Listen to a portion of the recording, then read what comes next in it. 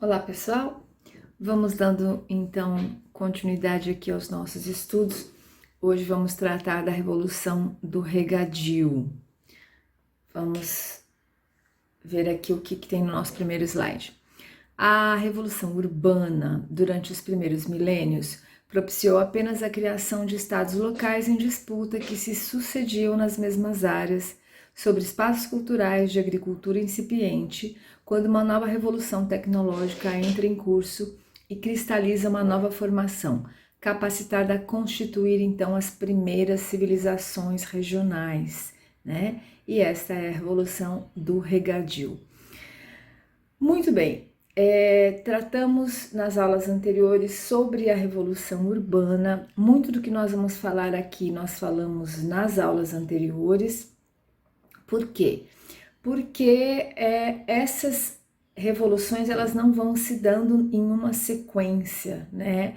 É uma sucessão de formações que vão acontecendo de uma forma conjunta, uma imbricada na outra, uma dependendo da outra, né? Então, se vocês puderem olhar aquele mapa que eu organizei para a gente compreender melhor os estudos, a gente vai ver que a gente tem ali no começo a Revolução Agrícola, mais ou menos a partir de 10 mil anos antes de Cristo, e aí a gente vai observar pelo mapa que até a criação desses estados rurais artesanais, que nós vimos também na aula passada, isso vai cerca de 5, 6 mil anos, né? Então, durante esse período, a humanidade vivia nessas aldeias agrícolas indiferenciadas, que eram o quê? Né?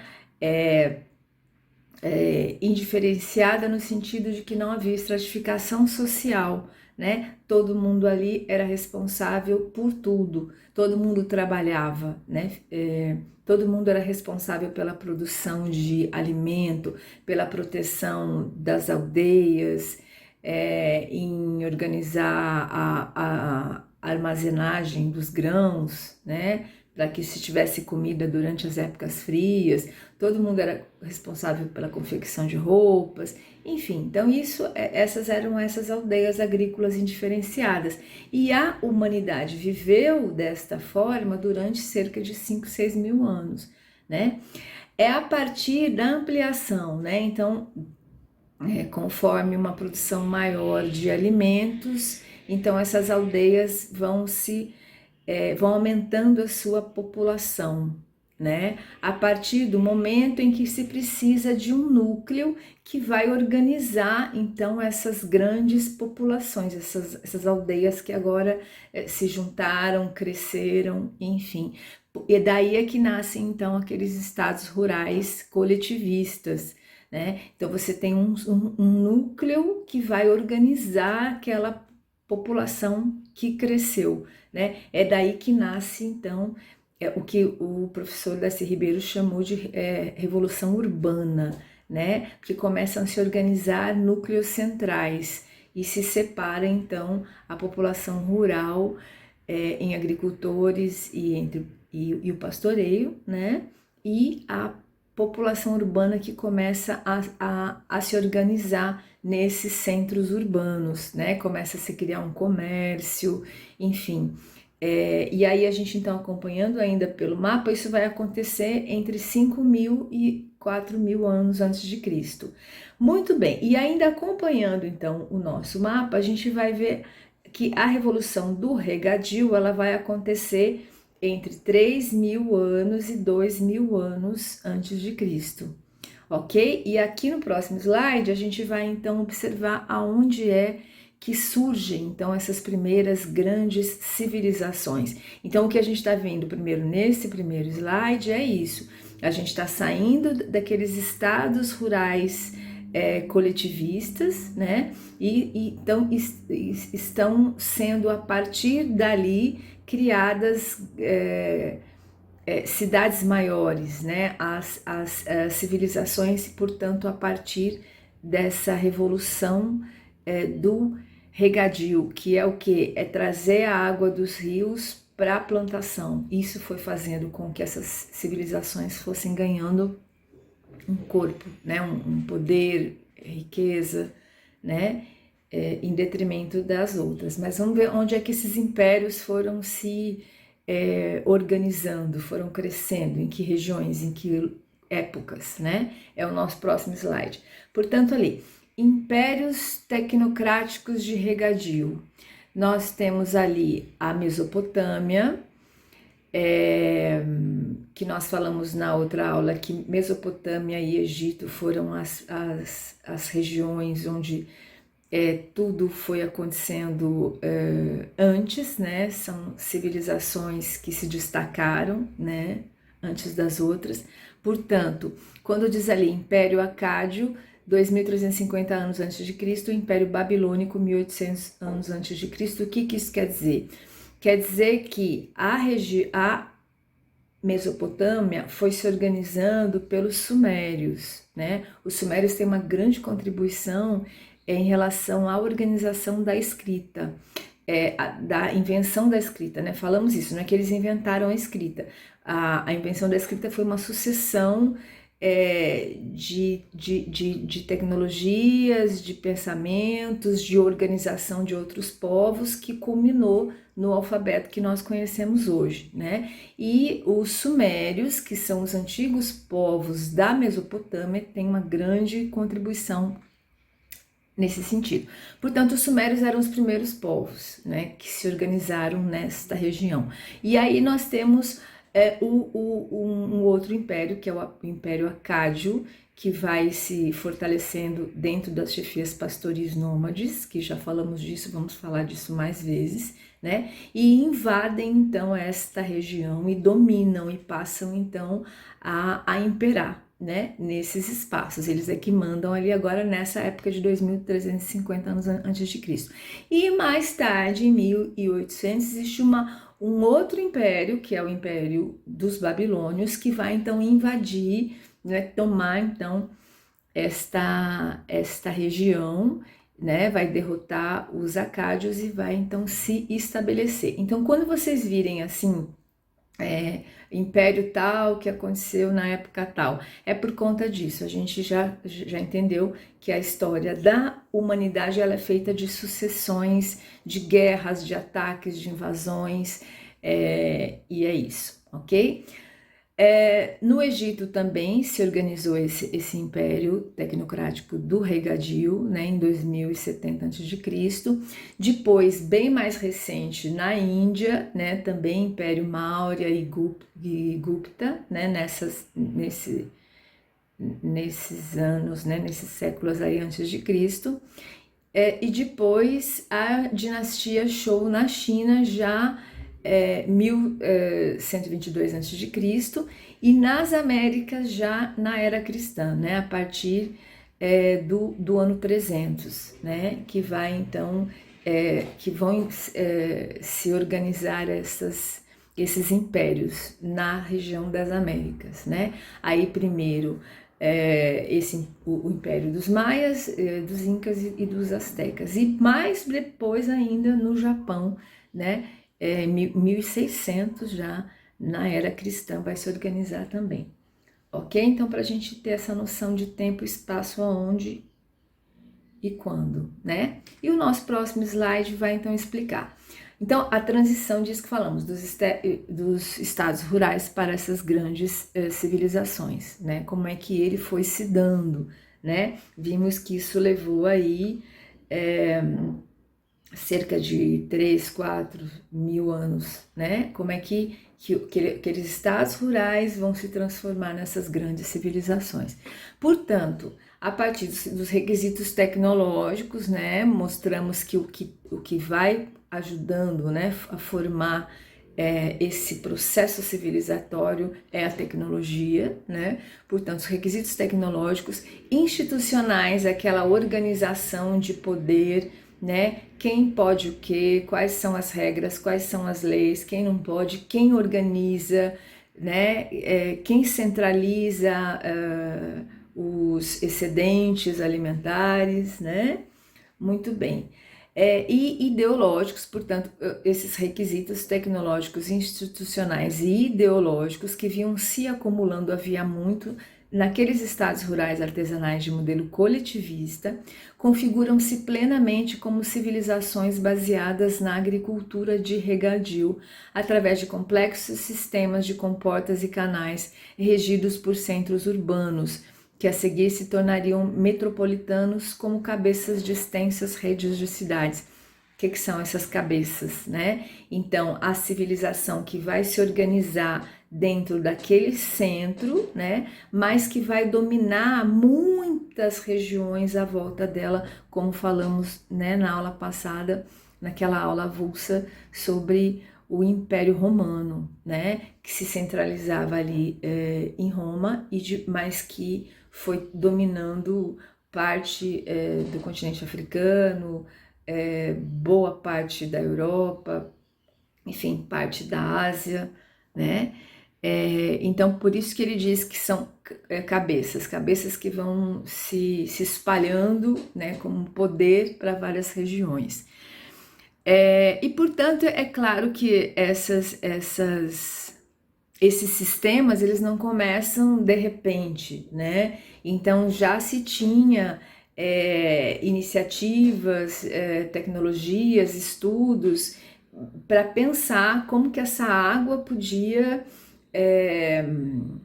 ser transportada para essas cidades, para lugares cada vez mais altos, né, de forma cada vez mais extensa, para que a cidade não ficasse delimitada simplesmente a viver nas margens do rio, né? Então, a partir ainda desses estados rurais é que vai se pensando como é que vai se trazer essa água para dentro das cidades, né? Das aldeias, das cidades.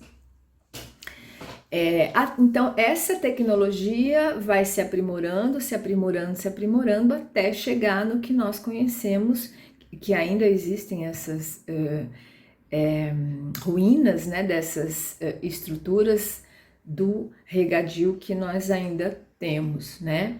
Aqui, no próximo slide, a gente tem aqui a imagem de um aqueduto romano, né? Ali embaixo é um desenho de como é que ele funcionava, né? Então, como captava ali as câmeras de inspeção, quando desse algum problema, como é que entrava ali, por onde seguia, e esses reservatórios, né, que iam distribuindo então essa água ali, né? Primeiro para os particulares, para quem tinha dinheiro, as termas, né, que eram mais ou menos públicos, e o grande público, né? Muito bem, então a gente ainda tem essas estruturas, para a gente ter uma ideia de como é que isso foi construído, né? E quando a gente olha para uma estrutura dessa, a gente entende que, bom, essas civilizações, né, essa população tinha acesso, além da água do rio para ser transportada, tinha acesso também naquela região a muitos minérios, né? Porque a partir disso, né, que daí a outra revolução que nós vamos estudar, a revolução metalúrgica, né? Mas que eles tinham acesso a isso, né? Essas condições ecológicas, né, do que o solo oferece, né? Por isso que eles davam conta de construir uma estrutura desse tamanho, né, desta dimensão, que sobreviveu ao longo desses milhares de anos, né? Aí, a próxima, a gente tem aqui uma simulação, né, uma simulação de computador de como seria a Babilônia, né, que é uma espécie da capital, uma das principais cidades da região da Mesopotâmia, né? Então, como ela teria sido, né? Hoje, essa região, já falamos disso, é onde se encontra o Iraque, né? Então, por conta dos bombardeios, das guerras, de muita destruição, grande parte desse patrimônio todo foi perdido e ainda está correndo risco de ser perdido, né? Mas ainda existe muita coisa lá. São os vestígios, os resquícios, então, desta cidade, desta grande civilização, né? E ali no mapa a gente tem ali a origem da civilização mesopotâmica para a gente compreender que além então dessa questão dos minérios da terra, né? Foi uma região que teve muita condição de crescer porque ela nasceu entre dois rios, né? Ali o rio Tigre e o rio Eufrates, né? E a gente tem também ali a civilização egípcia, que vai nascer também nas margens do rio Nilo. Então que esses rios caudalosos, né, além de fornecer toda a água que a cidade precisa, ainda é uma fonte de adubo muito importante para a terra, né, para a produção de alimentos. Ok? Isso tudo para a gente compreender por que umas civilizações, umas regiões se desenvolveram mais e outras menos, enfim. Lembrando que essas condições ecológicas, né, o que a natureza oferece, ela foi fundamental, né? Além dos animais que já falávamos, né, dos animais de grande porte, dessas regiões que foram também utilizados para as construções, né, para o transporte, enfim. E aí, na próxima slide, a gente tem então a civilização maia, né? Então, se o slide anterior era uma simulação de computador, aqui não, aqui é uma foto mesmo, né? Que vocês conhecem. A civilização maia ainda existe essas ruínas, né? Essas construções ali para quem quiser visitar, né? Os maias se localizam na região Mesoamérica, né? Se localizavam.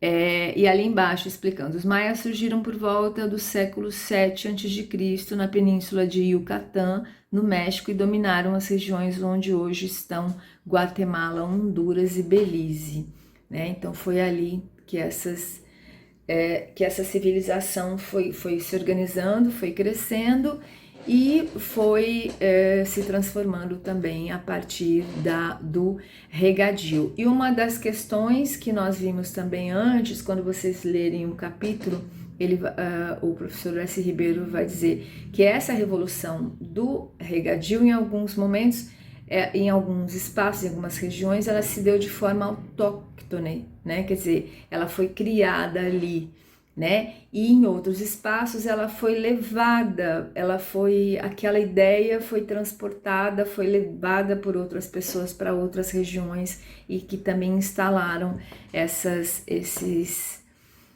tecnologias de captação de água, né? Mas que no caso da civilização maia, ela não veio de lugar nenhum, ela também foi construída ali. Da mesma maneira como ela nasce na Mesopotâmia, né? Ela nasce também, então ela não foi transportada, né? Isso para o México, né? Ela nasce também, essa civilização maia que vai criando essas tecnologias. Ok? Depois a civilização tanto incas, maias e astecas tendem a desaparecer pelo domínio depois dos espanhóis, né? Na mesma época aqui da invasão do Brasil, já falamos disso também. Próximo slide. Portanto, impérios teocráticos de regadio. Algumas dessas civilizações brotaram da gestação de descobrimentos técnicos e institucionais desenvolvidos depois da sedentarização das comunidades agrícolas e de sua estruturação em sociedades estratificadas, né? Então já falamos isso também, né? Foi fundamental para a humanidade se sedentarizar, parar, morar num lugar só durante milhares de anos, como falamos, né? Para que essa evolução, esse desenvolvimento, esse aprimoramento dessas tecnologias fosse se dando, né? Principalmente até essa capacidade, né? Quando se fala de estruturação de sociedades, né? Essa organização de grupos muito grandes, né, que a gente viu que lá atrás não se tinha condição, né, de fazer conviver no mesmo espaço um grupo tão diverso, com ideias diferentes, com jeitos de ser diferentes, então que sempre se separavam, né? Então era preciso organizar instituições que combinassem, que regessem esse espaço que tinha muita gente, né? E, portanto, essas sociedades estratificadas também, que já vimos na Revolução Urbana, que você vai ter, a gente vai falar mais disso aqui, mas que tudo isso foi importante para que esses impérios se tornassem o que foram, né? Outra questão, sistemas de engenharia hidráulica, agricultura irrigada e adubada dirigidos por governos centralizados, o acréscimo da produtividade e aumento dos excedentes alimentares. Isso também foi fundamental para fortalecer esses grandes impérios, né? A gente vai ver que, como nos estados rurais a gente já via isso, mas nesses impérios do regadio também, você vai ter imperadores que são colocados no poder por conta da sua natureza divina, né? A gente viu que os reis faraós, eles eram considerados como a divindade na terra, como enviados de Deus para a terra, né? Por isso eles dominavam muito fortemente esse poder, e além disso, esses impérios vão se aliar muito fortemente à igreja. Não estamos falando ainda de igreja católica, vamos lembrar que a igreja católica vai nascer depois, né? Acho que 300 anos depois na era cristã, né? Então nós estamos falando bem antes ainda, então não estamos falando de igreja católica, estamos falando de igreja no sentido do sacerdócio, né? Que a gente vem lá das aldeias agrícolas indiferenciadas, dos xamãs, né? Daquela população que fazia sacrifícios para poder ter uma terra fértil, uma boa produção de comida, né? Para que os animais não morressem, né? Então é essa ideia de estabelecer uma relação boa com o sagrado, com esses seres sobrenaturais que não se conhecem, com esses deuses que não se conhecem, que precisam ser agradados, né? Então isso é que vai fortalecendo esses sacerdotes. E a gente vai observar que essas civilizações, nessas grandes civilizações, elas vão sendo então administradas por esses reis ou faraós, né? E por essa figura do sacerdote muito próximo ao poder, né? Novos ascensos demográficos e manutenção de grandes massas desobrigadas das atividades de subsistência, já vimos isso também. Então, aqui a gente está vendo os fatores que contribuíram para essas civilizações crescerem da forma como cresceram, né? Então, novos ascensos demográficos, já falamos disso também. Você tinha os estados rurais, né, aquelas aldeias já bem maiores que iam atacando e dominando outras aldeias e trazendo aquela população, dominando esses territórios e escravizando essa população. E isso vai crescendo, né? Por isso esses ascensos demográficos. Junta-se a agricultura de regadio, que já existia, né, como já falamos, numa tecnologia mais simples, que depois vai virar o que virou depois, né? Portanto, junta-se a essa agricultura de regadio, a metalurgia do cobre, do bronze e da cerâmica, a invenção de azulejos e novos materiais, técnicas de construção, a polia, a prensa, os cabrestantes que vão segurando aquelas estruturas enormes, né? O desenvolvimento da escrita e dos números, tudo isso também foi fundamental quando a gente vê uma estrutura daquela, né, que vai captar a água do rio para trazer para as cidades e distribuir aquilo em canos, em encanamentos. A gente está falando de uma engenharia muito bem desenvolvida, e para isso ela precisava dos números, né, e das letras, né? Essas invenções conduziriam algumas sociedades humanas a uma aceleração evolutiva, que é o caso dessas grandes civilizações, e em outras sociedades, profundas alterações reflexas por via da atualização histórica. Essa atualização histórica é o quê? Essas civilizações estão crescendo e vão dominando todas as outras comunidades que existem à volta dela. Então, essa atualização histórica quando eu invado, eu vou levando a minha cultura, o meu jeito de fazer, aquilo que eu já descobri. E essas sociedades que vão sendo invadidas, elas vão crescendo, vão se atualizando na marra, vão aprendendo a lidar com aquelas tecnologias, vão estudando, enfim, né? Então é isso que ele vai chamar de atualização histórica. Também que influiu a melhoria do transporte por terra por conta dos animais, né, enfim, dos grandes carros, das rodas e tal. O transporte por terra e por mar, né, a partir da construção dos barcos, abriu vínculos externos para a guerra e para o comércio, já vimos isso também. As manufaturas viraram produção mercantil, então tudo aquilo que os artesãos fabricavam, produziam, né, então começa a se aumentar e virar então essa produção mercantil. Ainda não estamos falando de máquinas, né, da revolução industrial, mas a gente está falando de uma produção que vai aumentando, né, e que vai deixar de ser aquele artesanato de um volume menor para já ser uma produção em série, né, manufaturada ainda, mas uma produção bem maior. Com a metalurgia, a guerra ganhou armas de metal e carros de rodas, já falamos disso também. Então, tudo isso vai aumentando o poder dessas civilizações, dessas grandes civilizações. O crescimento do comércio também deu origem à moeda metálica. Então, a gente sai lá dos escambos, né, de trocar um produto pelo outro, e agora a gente já está fortalecendo um comércio que precisa daí de não só mais papéis, né, mas de dinheiro, a origem do dinheiro, né? Muito bem. O próximo slide, portanto, ali nós vimos o quê? A organização estatal, a organização então desse estado, né? Já vimos lá como é que eram os estados rurais coletivistas, como é que isso vai se fortalecendo para criar então essa civilização maior, né?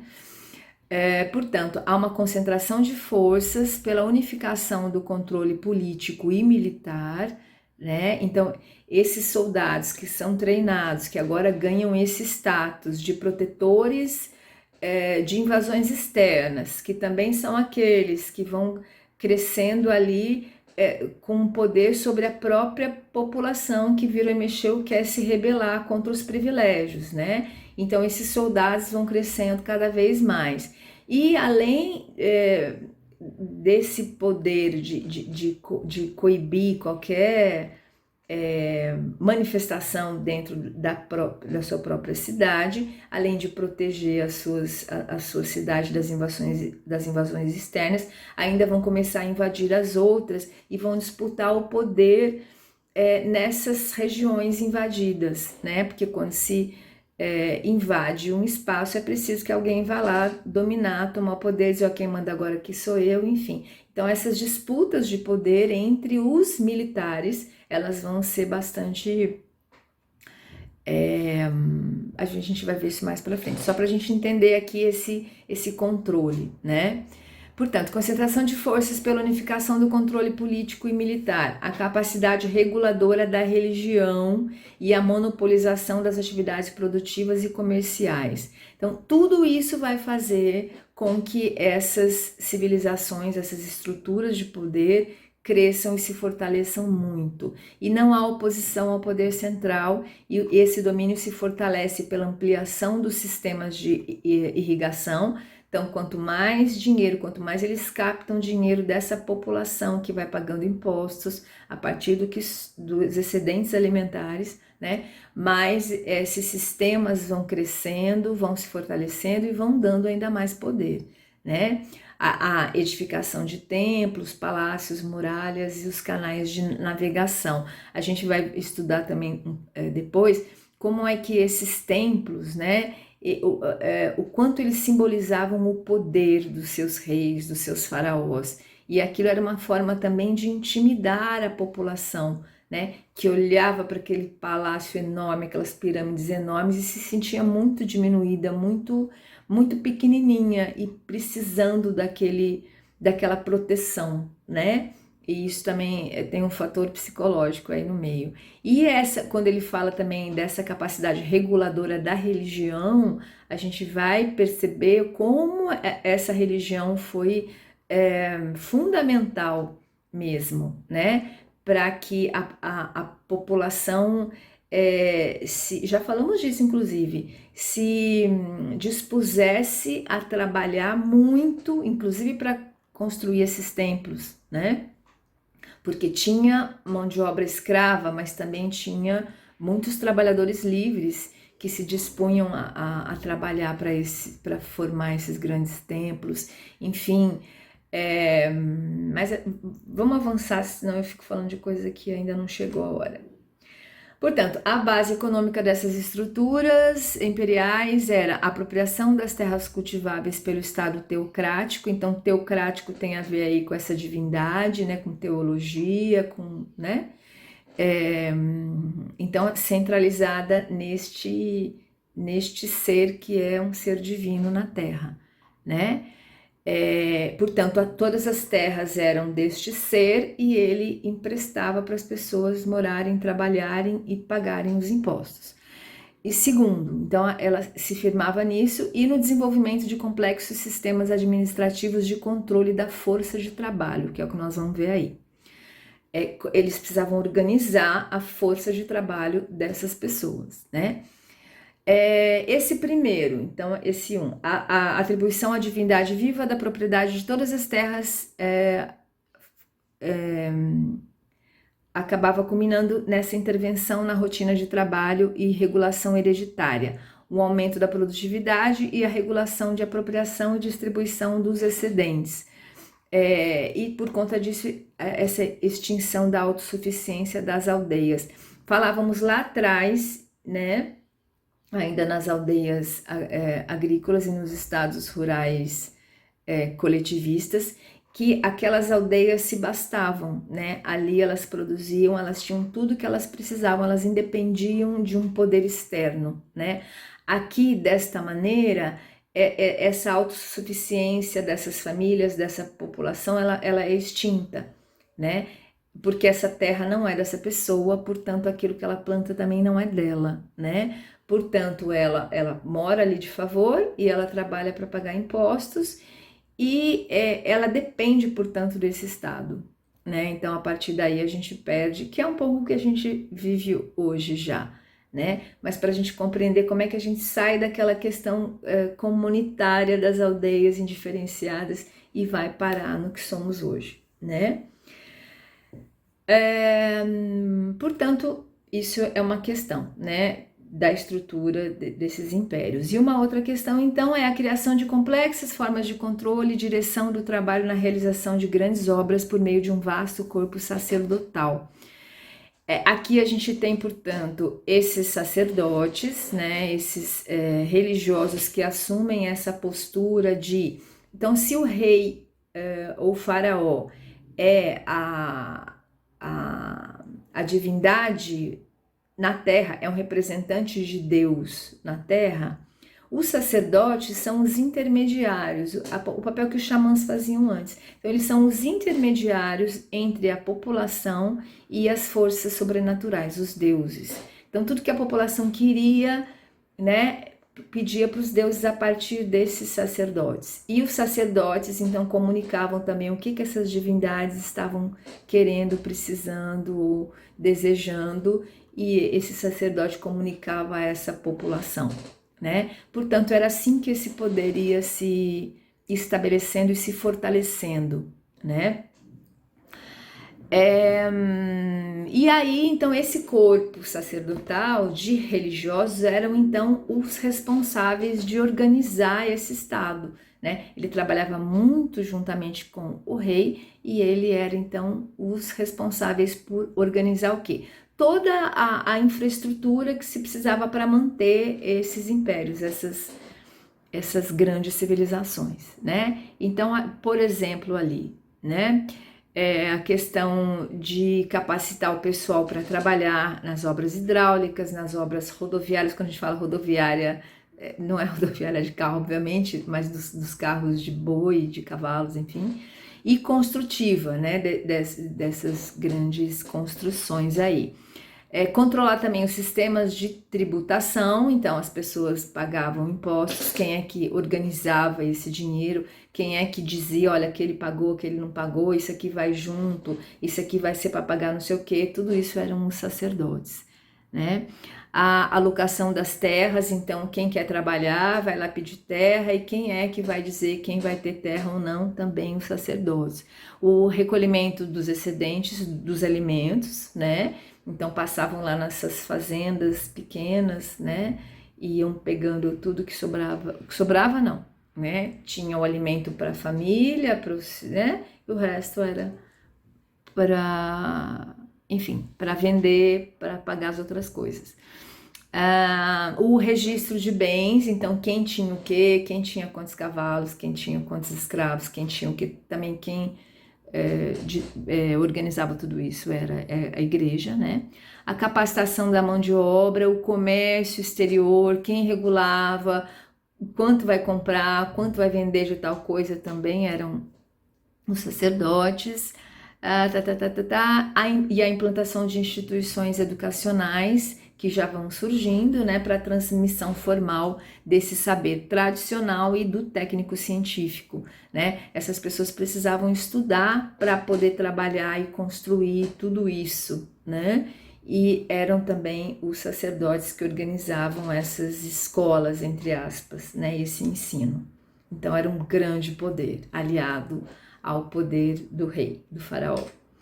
Esse desenvolvimento fez crescer ao lado da nobreza hereditária. A nobreza hereditária é a família do faraó, é a família do rei, né? Então o irmão da mulher, o primo, o tio, o sobrinho, tudo isso são os nobres, né? Que são ligados ao rei, ao faraó. Então, junto com essa nobreza e com esses corpos sacerdotais, que eram esses grandes sacerdotes que tomavam conta de tudo isso, para fazer esse Estado funcionar, surge então um vasto corpo de servidores do Estado, que é o pessoal que vai trabalhar nas obras, entre aspas, né, nos cartórios, para fazer moeda, para dar aula, enfim.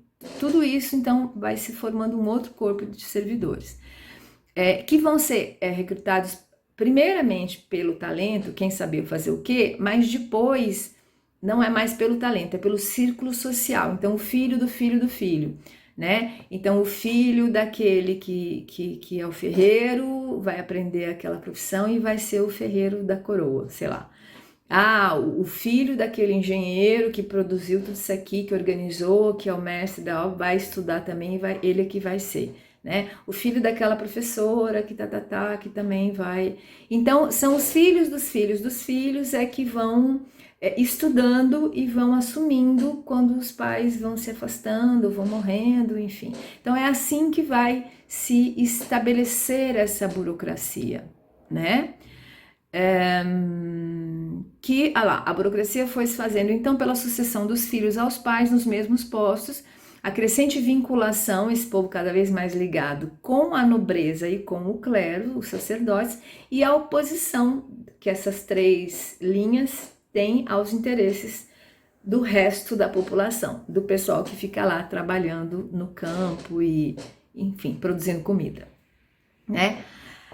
Isso é uma questão. Outro elemento importante foi a profissionalização de uma camada guerreira, antes para a defesa contra invasores e repressão interna, e depois para guerras de conquista. Já falamos disso também, né? Esses militares vão se fortalecendo muito, né? Porque agora eles não só mais servem para proteger a comunidade dos ataques externos e para repreender a própria comunidade, mas já nessas invasões para eles também dominarem outras terras, para eles serem lá os chefes, enfim, dessas outras terras. E aqui a gente tem uma questão importante que essa camada, né, de guerreiros apta a disputar o poder nas terras conquistadas e mais tarde até mesmo para disputar o próprio poder do centro, do imperial, para tirar o próprio poder do rei ou desse faraó, né?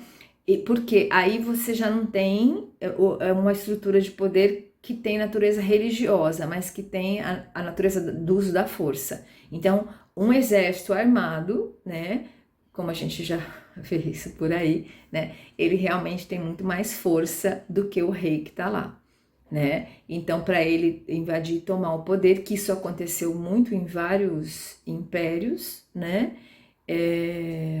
Então, agora não por conta da religiosidade, mas por conta da força. E essa questão dessa ambição de saque é porque essas populações vão achando bom, né? Que agora os militares vão invadindo outras áreas e vão trazendo tudo que eles têm, que as outras comunidades têm de precioso para os seus centros, para a sua riqueza, né? O que antes era uma coisa lá dos piratas, das chefias pastoris nômades, né? Eles é que invadem, saqueiam e tomam, enfim. Mas agora também vai se achar bom que essas civilizações vão invadindo e tomando para enriquecer ainda mais.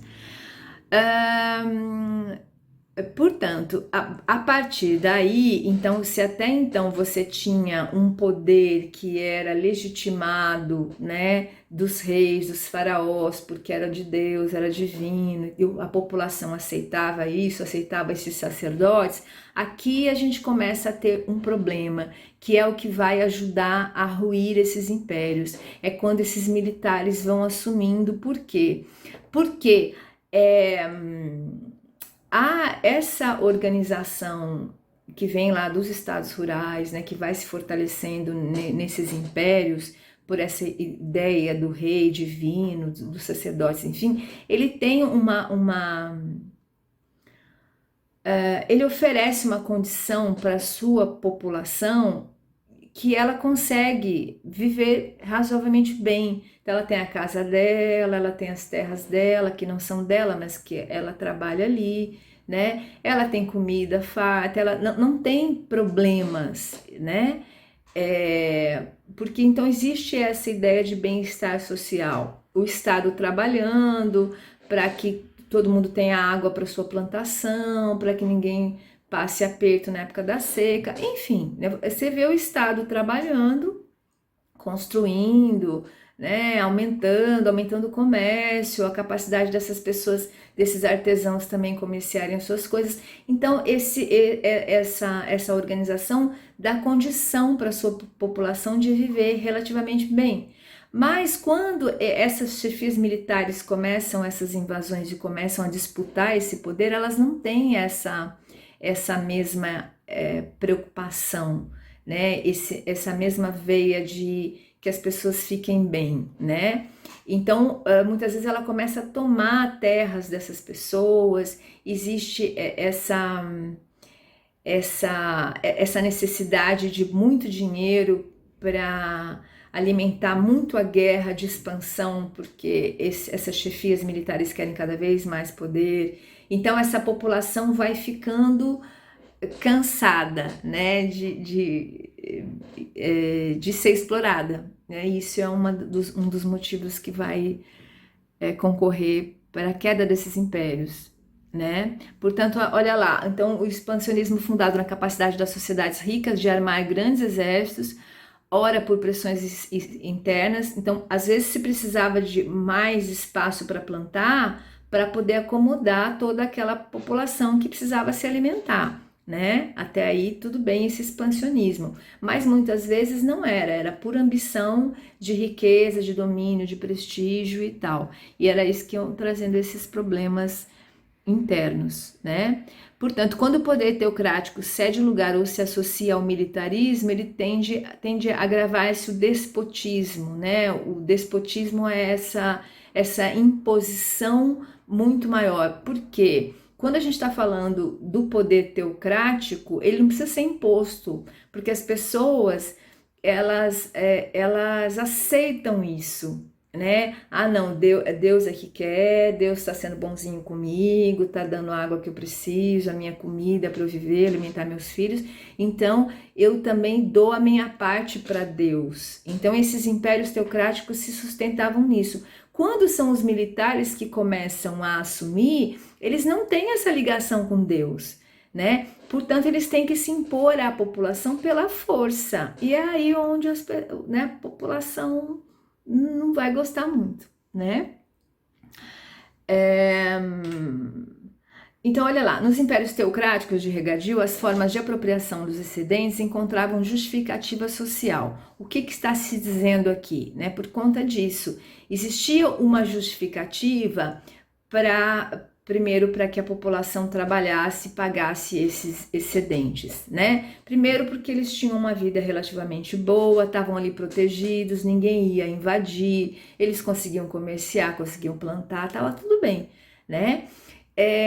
Só que eles sabiam que para que tudo ficasse tudo muito bem, tinha gente trabalhando para aquilo, né? Tinha gente trabalhando para garantir que aquele comércio tivesse segurança, gente trabalhando para construir mais canais de irrigação, tinha gente trabalhando para as instituições de organizar quem faz o quê, enfim. Então, eles entendiam que esses excedentes tinham que ser pagos mesmo. É o que a gente faz hoje, pagando impostos, né? O que a gente fica hoje com muita raiva, né? É porque muitos dos nossos impostos não são colocados em bens que se revertem para a gente mesmo, né? Então, aquela coisa, a gente paga educação, paga impostos para a saúde, mas muita gente tem que pagar uma escola particular para o filho, muita gente tem que pagar um plano de saúde para o filho, então já está pagando imposto para ter aquilo, tem que pagar mais uma vez para ter aquele benefício, né? Então, isso é basicamente a mesma coisa, né?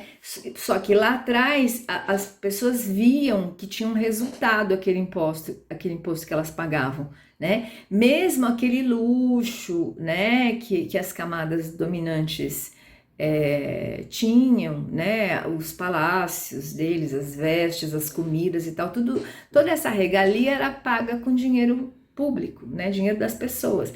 Mas as pessoas entendiam que isso era um direito deles, que eles estavam trabalhando por todo mundo, né? Então, e até o dos sacerdotes, né? Todo mundo entendia que estava bom assim, porque tinha um retorno importante, né?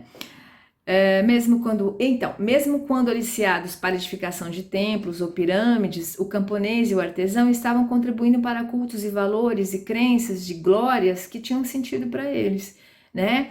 Então eles próprios aquilo fazia sentido para eles, construir uma pirâmide, guardar aquele faraó, porque aquele faraó era uma parte de Deus na Terra, né? Então tudo aquilo tinha muito sentido, por isso que as pessoas faziam e não achavam ruim. Vira e mexe, eu tinha lá um desgostamento, mas no geral as pessoas permaneciam, tanto que esses impérios duraram muito tempo, né? E ali, que já falamos disso também, que esse aliciamento, né, dessas massas humanas provavelmente foi facilitado por esse caráter de Estado-Igreja, né, por conta dessa questão sagrada junta, né, a divindade que é o rei o faraó e o sacerdote que é o intermediário entre os deuses e a população e vice-versa, né? Só que aí que tá, isso tudo, o lado negativo disso tudo era que era muito dispendioso, o custo para manter isso era muito alto, né? A gente, se vocês olharem lá, rapidinho que o tempo tá acabando aqui, na página, no meu livro é 110, né? Depois a gente vê onde é que tá aí na edição de vocês. Ah lá, avalia-se que a edificação da pirâmide de Quéops, no Egito, tenha ocupado 100 mil trabalhadores durante cerca de 20 anos. Então, a alimentação e a vestimenta desses trabalhadores, mesmo no padrão mais baixo, né, deve ter absorvido a capacidade de produção de excedente de cerca de 3 milhões de camponeses. Portanto, 3 milhões de camponeses trabalhando para construir a pirâmide de Quéops durante 20 anos, né? Portanto, é muita coisa, né? Isso foi enchendo as pessoas. Aí faltam 2 slides, rapidinho. Portanto, nas metrópoles as populações crescem, se diversificam. Aí, aqui está falando mais dessa questão cultural, né? Quanto mais gente de diversas comunidades vão se agrupando num mesmo lugar, aquele lugar vai crescendo e essas pessoas vão trocando conhecimento, vão misturando as suas culturas e isso vai se tornando cada vez mais essas metrópoles, essas civilizações vão centralizando, né, vão ditando essa cultura. Ali é onde se produz cultura, né? E além aqui o que vai se falar também é que principalmente os sacerdotes, né, muitas outras pessoas estudavam também, não a maioria, obviamente, uma pequena minoria, mas os sacerdotes sim, né? E eles é que vão ser os responsáveis, então, pela criação. Existia um patrimônio, então, nessa época rural, um patrimônio citadino e agora um patrimônio de caráter erudito, que tem a ver com os estudos, que tem a ver com o pensamento, as reflexões, as produções, né? Que tem a ver com a escrita, com a arquitetura, com a metalurgia, com a matemática, com a astronomia, né? Então, a partir daí, portanto, terminando aqui o nosso último slide, né? Já falamos disso, mas só para a gente fechar. Como é que esses impérios, então, vão ruindo, né? Claro, muito do que a gente tem hoje, né? Muito daquilo que embasou as outras tecnologias que foram surgindo, nós devemos a essas civilizações, né? O calendário, o conhecimento astronômico, enfim, né? Códigos de conduta, de leis, muito do que a gente usa hoje foi construído nessa época, né? Mas como é que esses impérios então foram ruir, né? Portanto, algumas civilizações urbanas fundadas na agricultura de regadio sobreviveram por milênios, constituindo por isso as formações mais estáveis que a história conheceu. Entretanto, duas tendências dissociativas, né, que contribuíram para dissociar, conduziram os sistemas teocráticos de regadio à decadência. Então, primeiro, o custo econômico da vasta camada parasitária, né, falamos disso agora, e o crescimento dos gastos suntuários nos atos de fé, dessa construção desses grandes templos que comiam, né, muito tempo, muito dinheiro desse povo trabalhador, né? Isso foi uma coisa. E o desenvolvimento do militarismo pela imposição da hegemonia sobre os demais, que culminou na perda, então, de integração macroétnica e da capacidade de autodefesa de sociedades cujas classes subalternas deixavam de se identificar com as camadas dominantes e sucumbiam aos ataques externos quase sem luta. Então, aquilo que a gente já falou, né? Quando os impérios eram teocráticos, né, baseados nessa relação divina, existia uma condição social, uma condição de vida melhor, né? Mas quando são os militares que assumem, essa população vai se desgostando, porque essa população passa a sofrer muito, sofreu ataques desse próprio exército, né? Vai se sentindo sem direitos a nada, então é uma população que vai se enfraquecendo, porque está perdendo direitos, porque não tem lei, ela não pode reclamar para ninguém, né? Então aquilo vai cansando, né? E então é uma população que sucumbe aos ataques externos, que não luta, né? Que não pega em armas, que não vai para cima, ela espera para ver o que vai acontecer, porque de repente aqueles que vêm, invadem e dominam tudo, né? Pode ser que eles sejam melhores de organizar isso aqui do que esses que estão, né? Então esse também foi certamente uma das questões, né?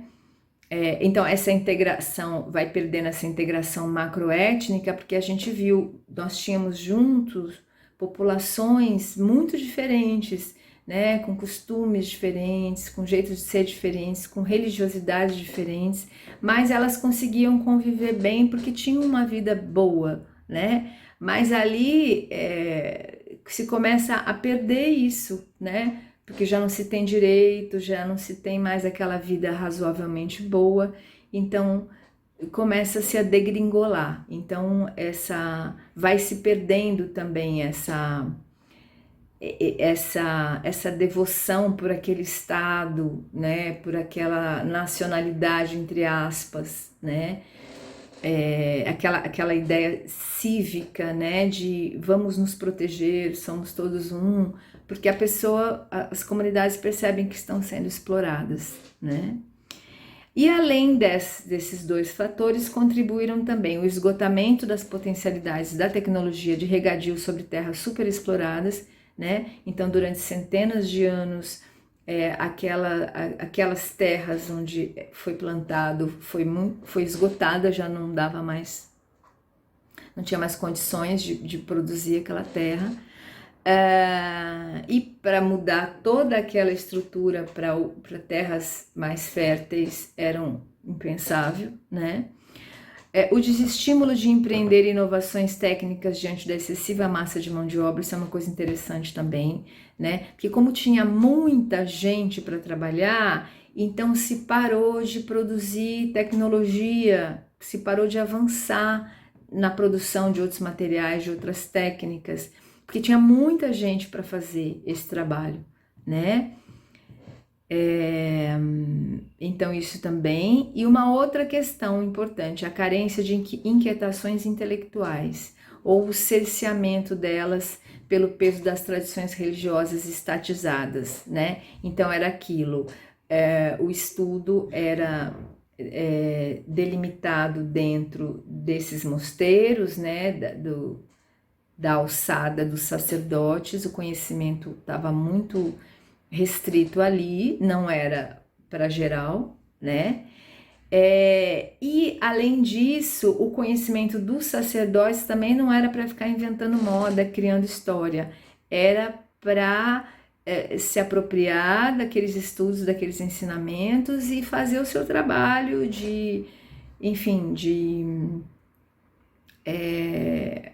ajudar a organizar aquele estado e ajudar a organizar a norma, né? Tipo, a convencer as pessoas dos seus comportamentos, enfim, né? Os estudos eram para manter aquelas tradições, aquilo que precisava ser feito para organizar aquela sociedade, né? Não era para ficar criando, para inventar moda. E como o resto da população não tinha acesso a esses estudos, que era o que poderia ajudá-las a criar outras tecnologias, Portanto, isso tudo foi murchando, né? E tudo isso, então, foi contribuindo para que esses impérios acabassem, ok? Concluímos, então, aqui a Revolução do Regadio e nos falamos mais tarde. Até mais.